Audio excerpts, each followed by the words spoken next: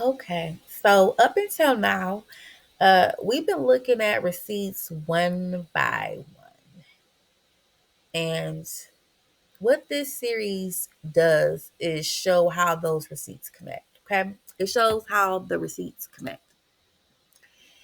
This is overall the B series, right? Right here, you can see this is the overall B series Masters Index. Okay, and this is the B series of Project 25, where we move from policy language to the real life impact, like how this shows up in our everyday lives, how this shows up in a person's everyday life, right?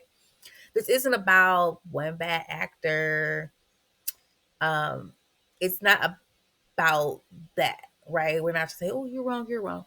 What this is about how oversight fails in practice, like systemically, how it fails in practice. Okay. So we had B0, which is how to read the receipts, right? B0 was to teach you how to physically read the receipts, not the headlines, not the outrage, not the gossip, the drama. We're not here for all of that. What we're here for is patterns. We are here to locate, find patterns, and map those patterns. So it helps us establish who had authority, right? Who had authority, who had responsibility, who benefited. That's always good. Who benefited from this whole process, right? And where accountability essentially like disappeared. Where did it disappear to? Okay.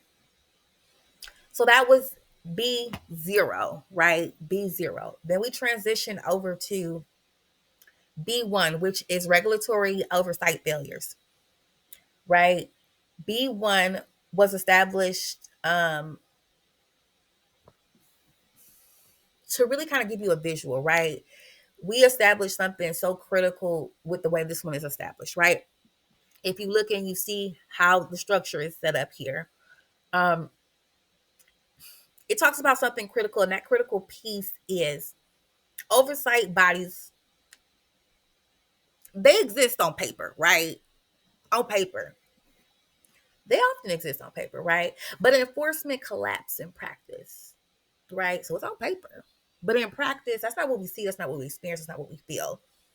Um, Complaints stall, investigations drag on and on and on. Cases quietly, disappear a little bit, right? And harm continues. Not because nothing was reported. Oh no, a lot of stuff gets reported. Things get reported. Trust me, things get reported. Um, Harm continues because nothing was enforced. Okay, nothing was enforced. So that is B1.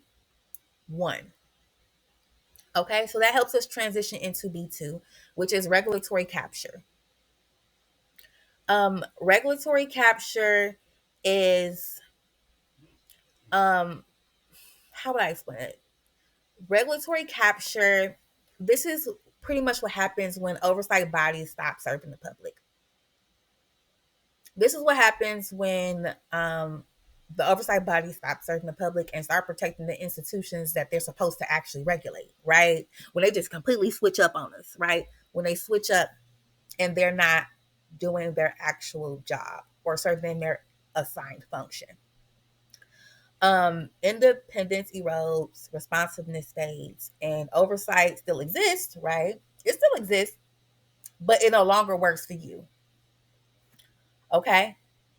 So that is B2. Then that helps us transition over to B3. And in B3, that's power consolidation. Power consolidation. So once oversight weakens, power consolidates, right? Decisions move upward. Accountability spreads what? Outward, right? It's not me, it's them. You got to talk to this person. You got to go to this place. You got to talk to this person. You got to go to this place, right? You sitting over there like in double Dutch mode where you're like this, right? Or if that's not your particular flavor and you're not familiar with double dutch, think like Mortal Kombat when you used to play right before you do the finisher move, right before you do the kick. It's like a whoosh, right? It's that movement back and forth, back and forth, back and forth. Accountability gets real thin when you got to send it there, here, there, and a little bit of everywhere, right? And this is where the system becomes very dangerous, right? Because if it's everybody's problem, it's nobody's problem. Okay? If they gotta spread it everywhere, every which way, for us to figure out who's really truly accountable, you'll find in that process that nobody's gonna take it. It turns to a hot potato, hot potato, hot potato, hot potato, hot, right?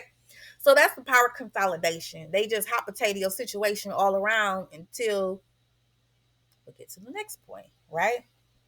Until. So that is power three. Or better yet, the power consolidation is B3. Okay? So that allows us to move to B4, which is the downstream harm, right? Hot potato, hot potato, hot potato, hot. By the time harm reaches the individual, it looks disconnected from policy, right? You're like, that don't even look like policy. No matter, that don't look like that's a policy, the longitudinal impacts of policy. That don't look like the ramifications, the legacy of policy issue. Oh, but it is.